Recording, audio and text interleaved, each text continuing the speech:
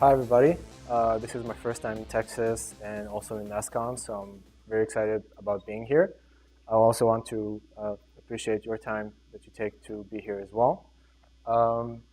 This is from my personal experience in CyberArk. I hope that by the end of this lecture you will find new insights about Agile Security. Let's hope this goes well, and if not, well, this is the last lecture before the happy hour, so we can all drink together. So, a little bit about me. Was already said in the presentation. I am the R&D security leader at CyberArk. You might be thinking, what exactly is the security leader?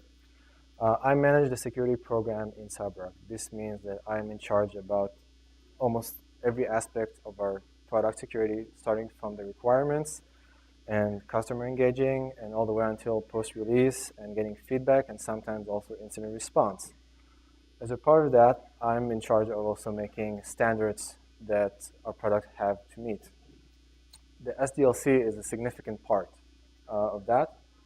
I have been around the industry for about 10 years. I've done research, consulting, penetration testing, and engineering. In every one of these positions, I've learned something about security and also about failing, unfortunately. And I also brought a piece of that experience into this lecture. A little bit about CyberArk. CyberArk is a leader in privileged account security. It is located in Massachusetts and in Israel. You can guess by my jet lag face from which office I come from. Not the close one. It was established in 1999. And it targets attacks from within the organization by misusing privileged accounts. But I'm not here to talk about myself or about CyberArk. If you want to read more, you can go into the company's website. Or if you want to know a little bit about me, you can come and talk to me after the presentation. I really like to start my decks with a quote, and this one is from Churchill. Success is stumbling from a failure to fail with no loss of enthusiasm. As a security community, we always like to be enthusiastic about securing things. We always like to feel safe, and we want to do the best that we can. But sometimes implementing some processes lead us to unpredicted failures. For that matter, I'm here. I want to help you to prevent those failures in the future. And some of them can be quite painful, unfortunately. So you can understand that if you fail too many times, your enthusiasm will not be kept. The lecture's origin is from CyberArk. We shifted to Agile development around 2 or 3 years ago. Obviously, other than changing the development methods, it also changed everything around the development. It means security, it means QA, also architecture, everything had to be changed. So I try to read as much as I can and to learn about Agile Security. There are many white papers and lectures and webcasts and everything, and it's all in the theory level. But when you put it into implementation, some things are just not going to go well, unfortunately, and this is why I'm here. We care about security also in CyberArk, so we want to share our experience. Let's see what we're going to talk about. First, I want to make sure we're all on the same page regarding Agile. How many people in here practice Agile or know exactly what Agile is? Okay, that's quite a lot, so I'll not be stalling too much on that part. I'll be talking about the frameworks that were currently relevant of integrating Agile with security, and also about the hidden risks in those frameworks, meaning that once you implement these frameworks, what's going to happen.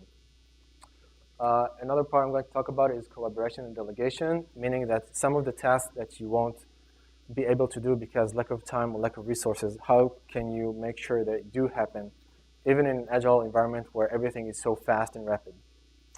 And the last thing is about increasing the visibility and efficiency of the security tasks in your teams, meaning that nothing gets lost or that you won't miss anything, and suddenly it comes as a surprise after the release.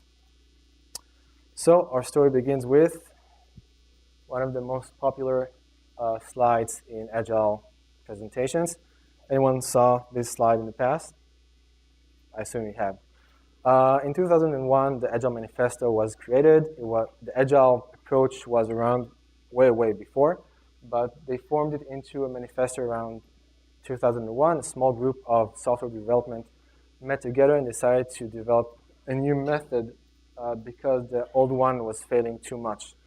It put aside the processes and the tools, and it focuses more on the individual and the people inside. Also, it focuses about working software. When you come to a customer, you want to show him something, you don't show him the documentation, you show him your software. Other than that, the customer is also a major participant in the requirement phase. It means that not only you plan what's going to be released, the customer has something to say even during the development, and some things will change. The last thing was a bit hard for me to take in as a security guy because it says that you're basically responding to the change over following a plan. So I thought, well, maybe I can just throw out the SDLC program and just do incident response all the time, because if I keep responding, well, why do I need SDLC? But this is not the case. We will manage this and we will go through this. So I want to talk about two specific methods in Agile. I'm sure you know them and you've heard them before, but still I just want to make sure we're all aligned. Scrum. Scrum is mostly about the short cycles of Agile. The short cycles are called sprints. Sprints usually last between 1 to 4 weeks, even though in the era of continuous delivery or continuous deployment, it can also be sometimes around a few hours or around a few days.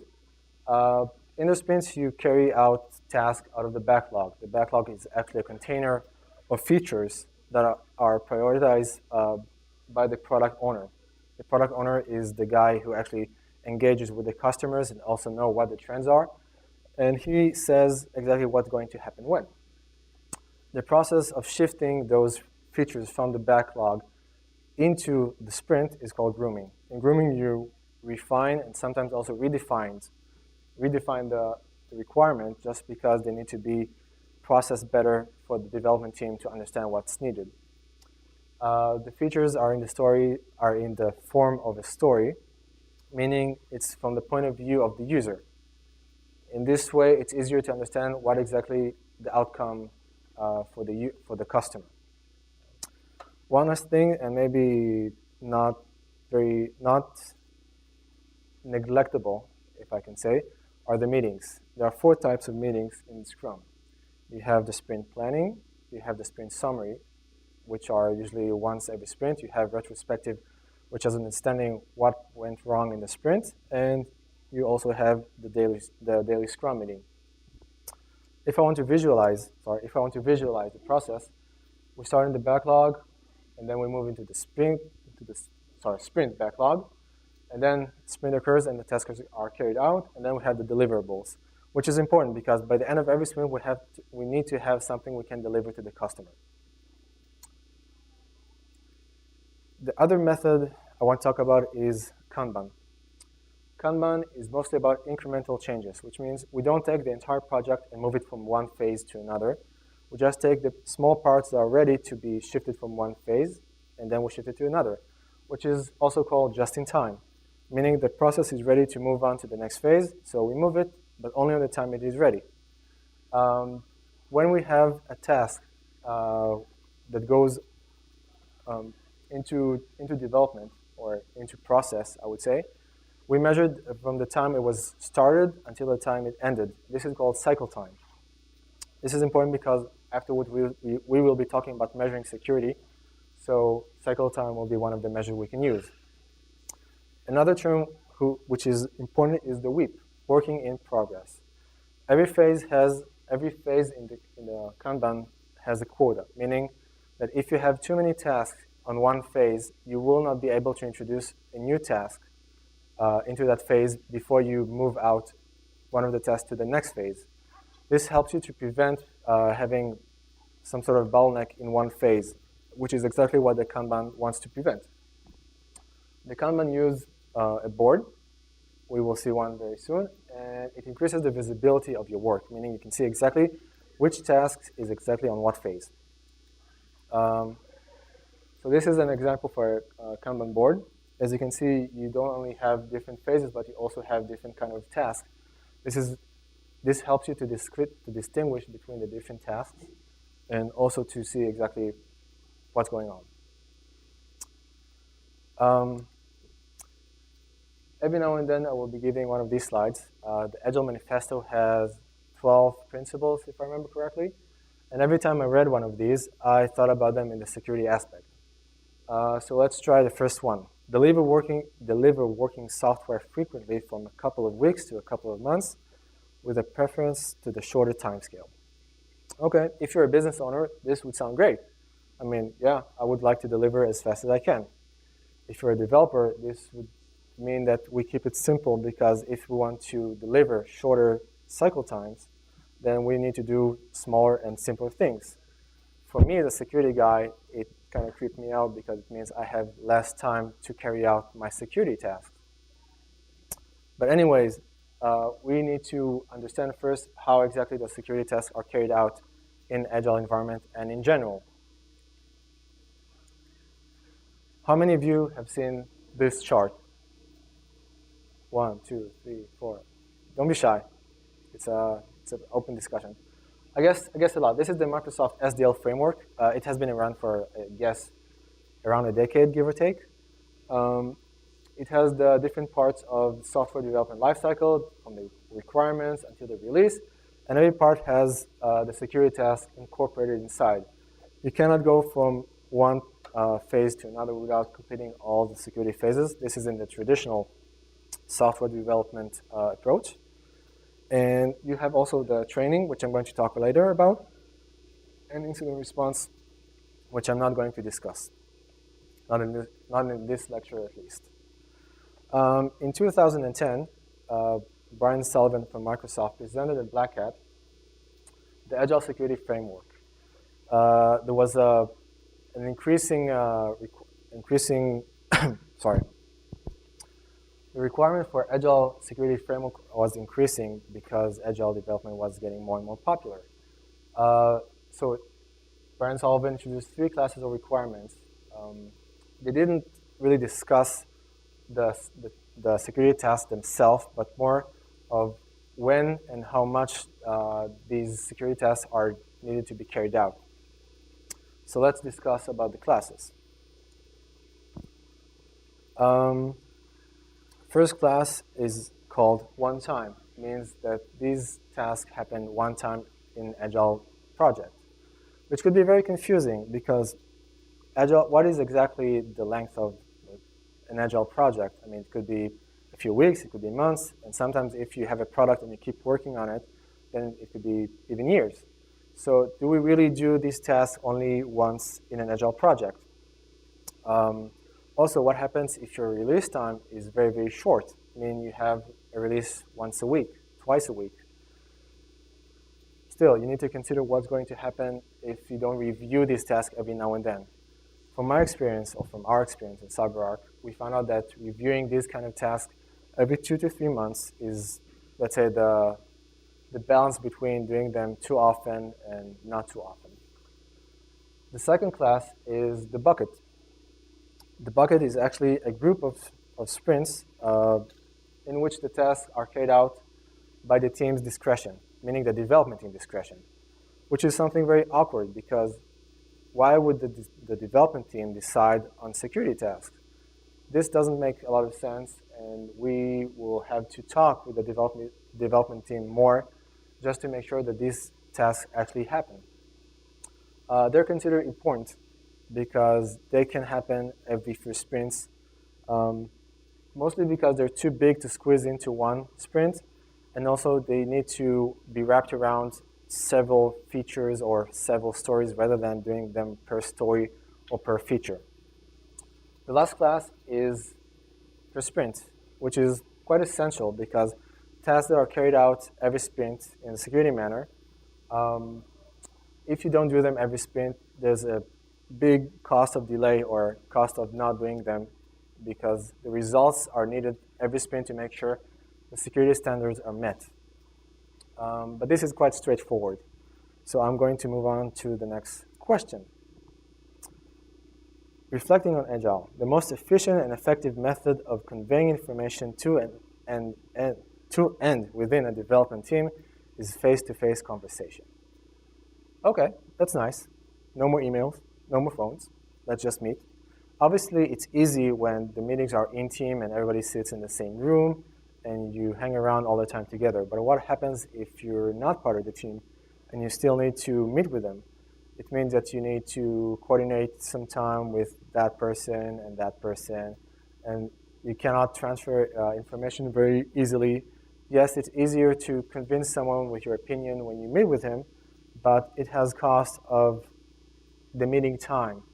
Now, I'm not a guy who likes to waste time, so let's just do a short exercise. Let's say that my company has a sprints of 2 weeks, and I'm a security guy, so I'm overlooking around 4 security teams, and I want to participate in every daily meeting just to understand what's going on. Yeah, I know, it's funny, mostly because security guys don't overlook only 4 teams, they overlook a lot more. So this is actually quite easygoing. And let's say that every daily is around 15 minutes, which is also very easygoing because people like to argue and to bring out new ideas and to say, oh, I don't think your design is very good, etc., etc. The math brings us to around 10 hours, which is 1 day, which is 10% of your sprint time. I know that 10% does not sound very much, but think about it. You waste 10% only to understand what's going on. And this is only by participating in 15 minutes meetings. That's, for me, it's a bit insane. And like I said, I don't like to waste any time. So what can we do about it? You know these guys. You know these guys and you know them well. Are there any developers in the crowd? I'm sure there are. Raise your hand. Come on. Okay, you are good candidates to be security champions. For me, they're like the team security bouncers. They ask questions about things that happen in the world regarding security, about breaches. If I give a lecture, they stay afterwards and they try to talk to me and understand better what is the principle behind the lecture or the training. They sometimes also fool around with some security tools. And they show interest in security more than the average developer. I call them security friendly because they're friendly and they're interested in security. They could be your eyes and ears on those meetings, and this will save you time. Other than that, if you can persuade them to practice more security, they have potential to grow and become a security engineer. This is, for me, is a big effort and a big, let's say, profit if I can do one of these. And I really feel that growing someone into becoming a security engineer is paying back my invest in training, for example. So this is one tip.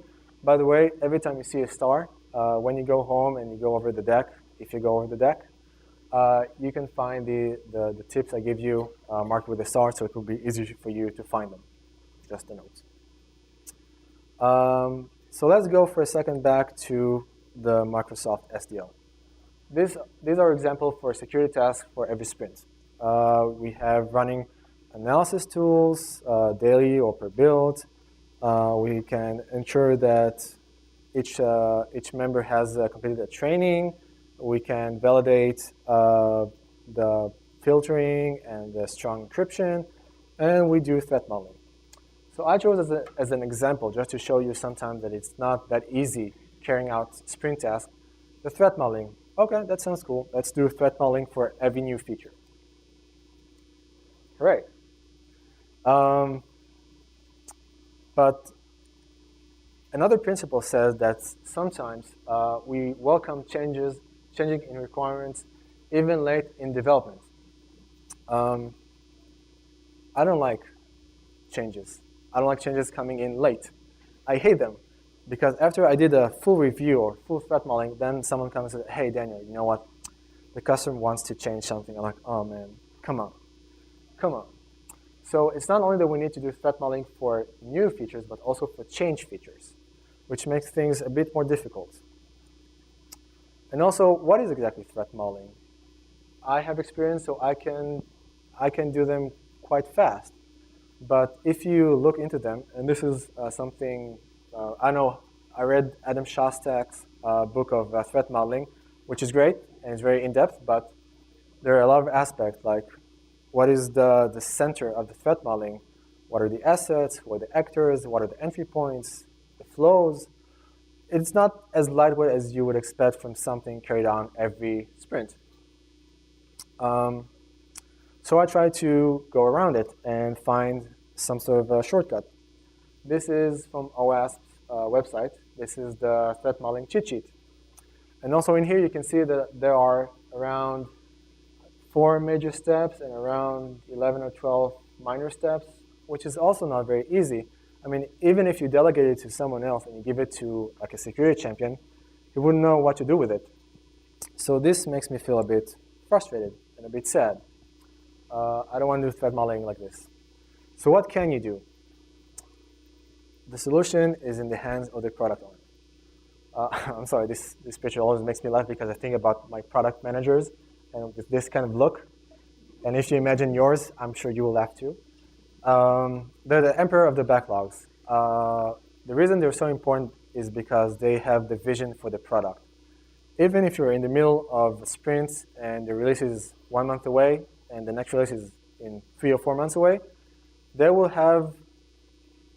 know what's going to happen also on the next release and what's going to be on the next sprints.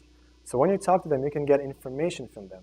You can know also which features are going to be a bit more sensitive, meaning they will require more security attention. Something that maybe requires your attention because it has authorization things in it or some authentication, or even if it doesn't have anything, you can allocate your resources better because you know them. Also, we talked before about the bucket tasks. The bucket, sometimes people like to take all the bucket security tasks and put them in one sprint, and they call it a security sprint. So if you talk to the product owner and you try to coordinate when exactly is that sprint, this will also help you. The last thing is actually what we talked about. It's about the threat modeling. We know that not all threats are relevant for every product. If you have a specific product, it depends on the technology, it depends on the scenarios you're interested in, it depends on what your product does. So if you take the entire threat list and you narrow it down to the things that are relevant, and then you talk to the product owner, it will give you 2 benefits. One, it will save you time on threat modeling. And the second is that if you find a security issue using the threat modeling, there's a greater chance that the product owner will agree to work with you on it because you coordinate with him. And another thing that you can gain from doing that cutoff is to have bug bars, almost for free. Because if you have the list of the relevant threats, you can think about the scenarios you can create with those threats and then understand what exactly each scenario does. And then you can say, okay, if I have a complete denial of service, then I will not release this product or this build or whatever. Or if I have a partial denial of service, or if the activity on the server becomes way slower, then I will fix it on the next sprint. So you can really have some sort of SLA for fixing bugs. Okay. Like I said, we're also going to talk about the team. The best architectures, requirement, and design emerge from self-organizing teams. The modern agile teams are not anymore about the product. They're not back-end team. They're not front-end team. They're not UI. They're, let's say, cross R&D teams. They're expected to touch not only their code, but also others' code. If you need to develop something that requires touching someone else's product, you should do it. Most of the time it works. Some of the time it doesn't. But it is happening.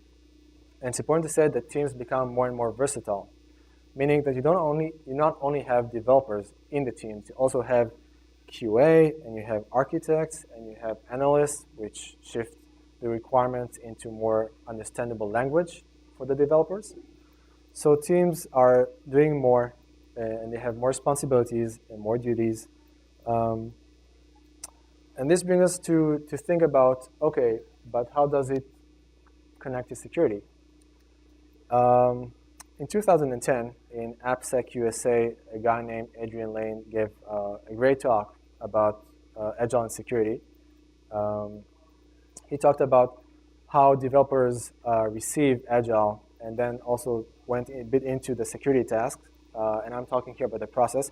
But he had a really wonderful slide talking about the different type of developers. And I really agree with this. And if you think a bit, if you really think about it, I'm sure you'll find a bit of experts and false gurus also on your teams or in your working places. And I would like to take this slide and extend it a bit more into the Agile team that I'm thinking about. So let's talk a bit about the team. The team leader. I hope everybody knows here the A team, and if not, then this is the time.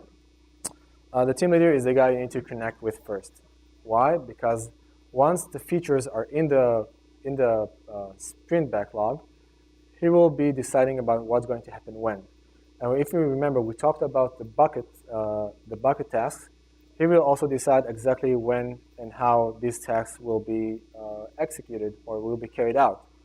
So in a way, he's in charge of driving the team also in the security activities, which is why, for me, he or she are a key point for security success.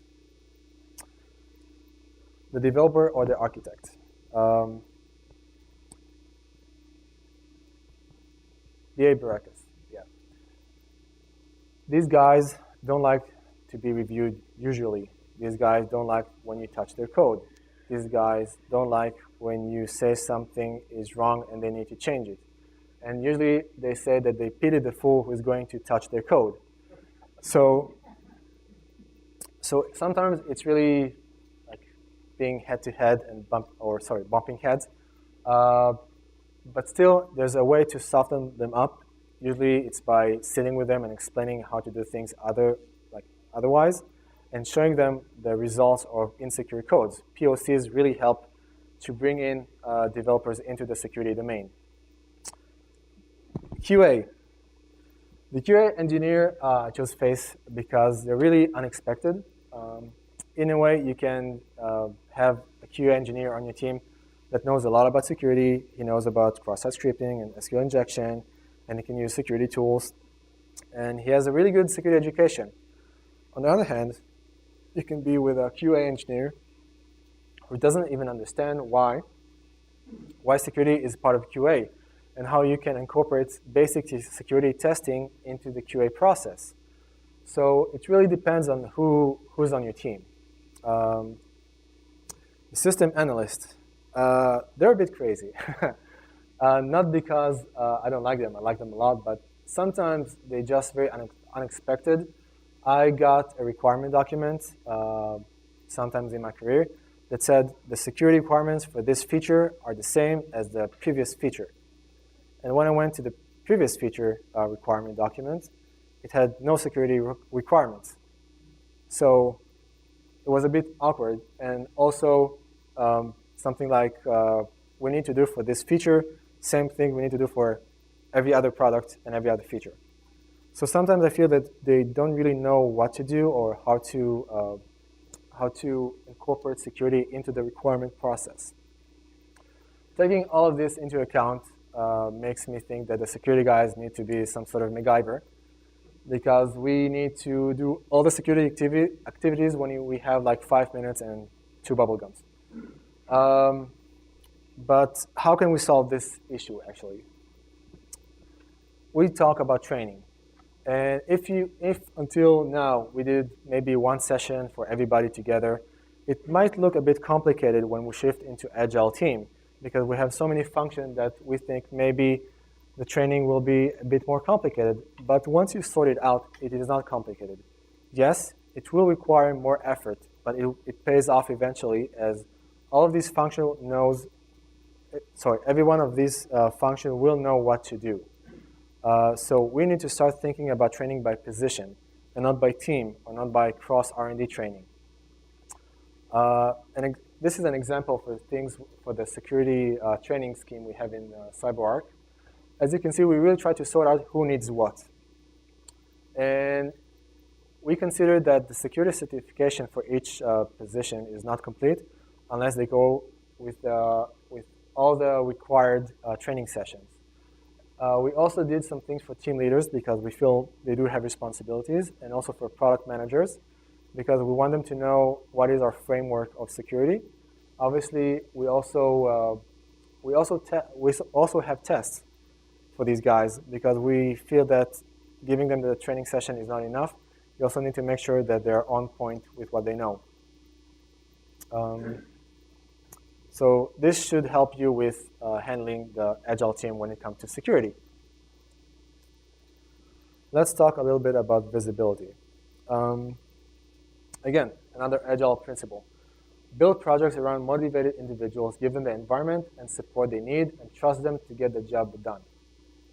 Trust them to get the job done. If I was a security guy that had to trust someone, I would never have anything done, unfortunately. I trust no one. And I really want to help them. I want to build a trust relationship. So I want to surround them with security. I want to make sure that not only security tools are used by developers, but also when they do their everyday work, they have security in mind. And for that, I will ask you a simple question. This is a Kanban board. Can anyone tell what's wrong with this board? You can throw guesses. It's free. Exactly. Where are the security activities? If I'm a developer and I am working and I need to do something on this board, I don't see the security here. So what can I do? What can I do to make security more visible? I call it security as a shadow, meaning it will follow you anywhere, whatever you do. We saw the lanes that we had. We had design, we had coding, we had testing. So you take those lanes and you couple them with security lanes, meaning that the design will be followed by design review, for example, and the development will be followed by code review or static analysis. And also the QA will be followed by penetration testing or fuzzing. In this way, it's really hard to avoid security. And if someone just, I don't know, bounces over the security lane, you can just go and smack him on the head or something. Another approach is having security cards, meaning if you have a task on the board and you want to also have some security activity related to that card, then you add another security card. But it's a bit of a problem because it leads you to some race condition. The original card will not be completed until the security card is completed.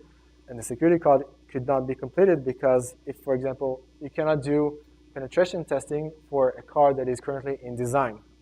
So they need to go together from one lane to another, which is a bit complicated. But if this is what works for you, go ahead and do it. And just to demonstrate, I just put a short example of how it looks. It's really very simple to have boards, electronic or physical, that have these couplings. And also about the cards, if you want to add activities into the card, it's also possible. For example, you can add a security card and say they want to do design review, and then you just elaborate on what needs to be done. And if you want to search for the specific activity, you can also add a label, which makes the search much easier. So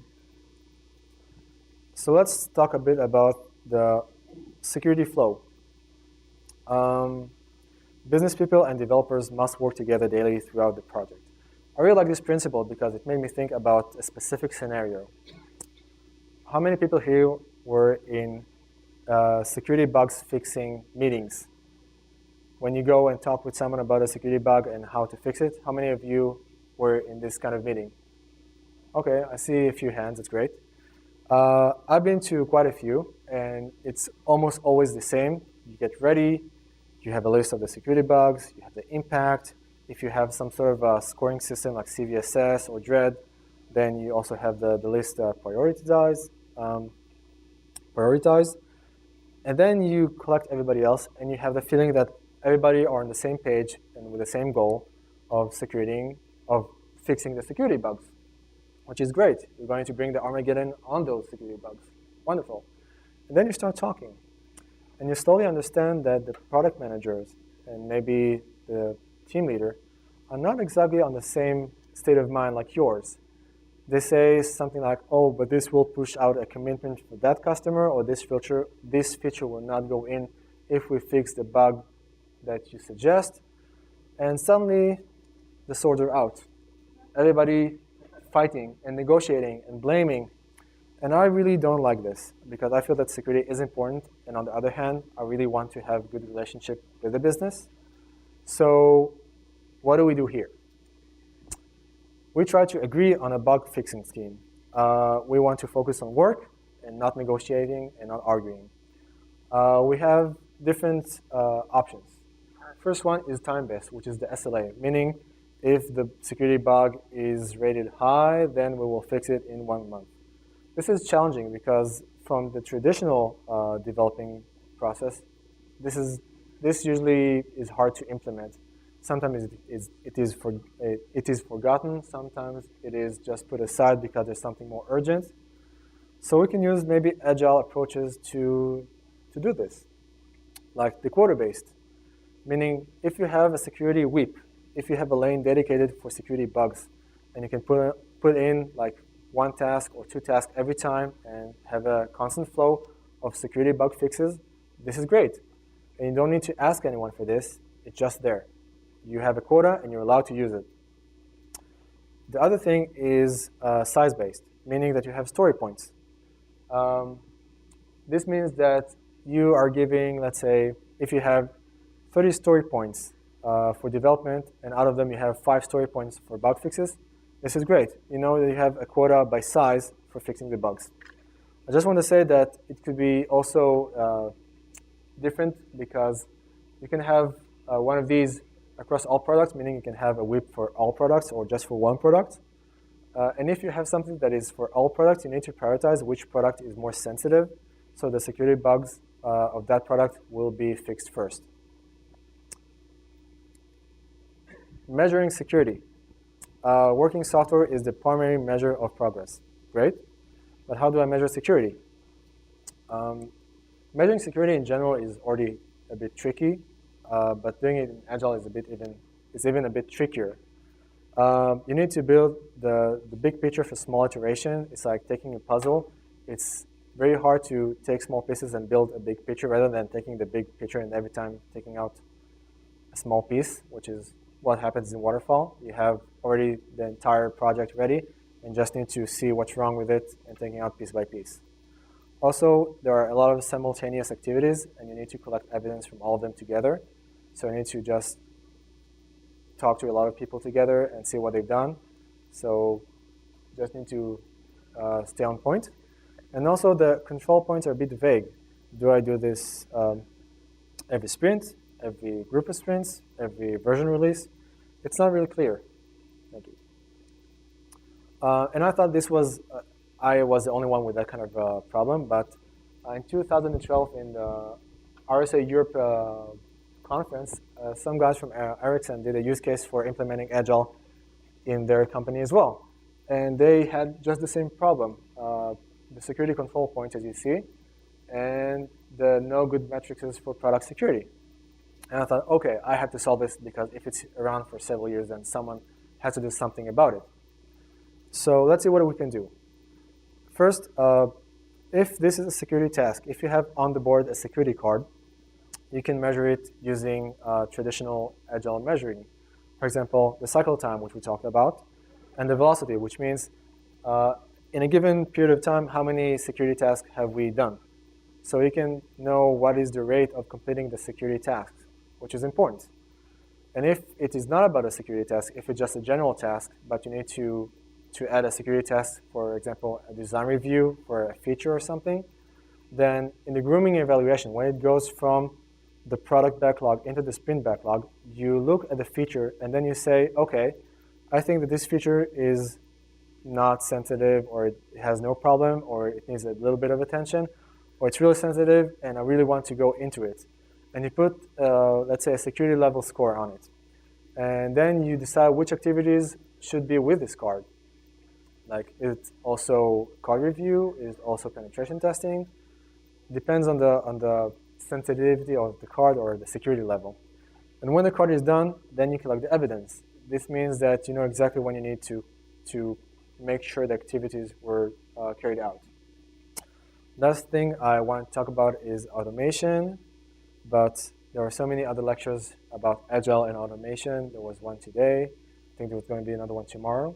So I'm just saying that automation will make your life easier if you do it right, because you can have security tools that pour information on you, and if you don't manage that information well, then you're just going to have a lot of results, and you need to sort them out, and it will take more of your time.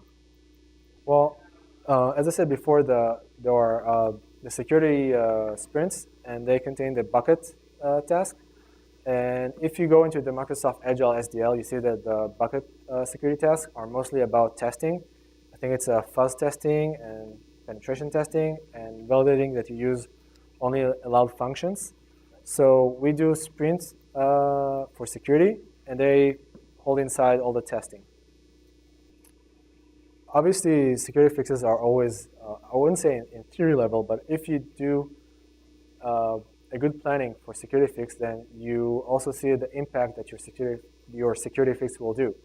So you don't do it by yourself. You do consult with the architect, and you do consult with the QA to understand what exactly you touch. Like I said, you are expected to touch others' code, but it's always better to consult with them. And if they say something is about to be broken, you have to think about a workaround.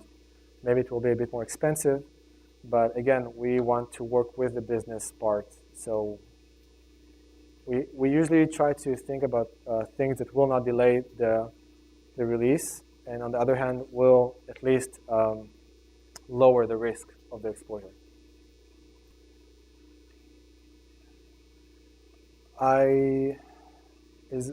It's an interesting question, but I think that both in Agile and in Waterfall, negotiating with the product owners or the product managers for having security bugs is hard.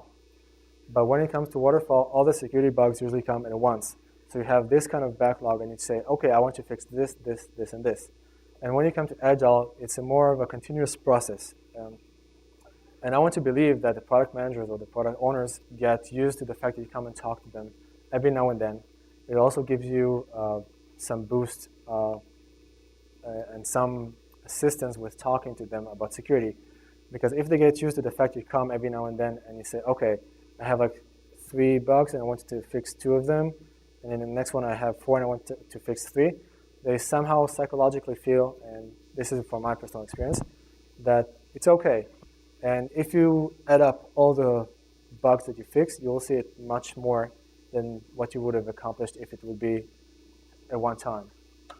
So we talked about integrating Agile and security, and we saw that it has hidden risks. It's important to take measures before those risks turn into reality. I wanted to help you prevent those fails from the beginning. And you can use good Agile sites to practice security, and you can get rid of the bad ones so they will not hold you back. And when you go over the deck, look for the stars. They're the good tips. Thank you. Thank you. Thank you all for coming. Thanks again.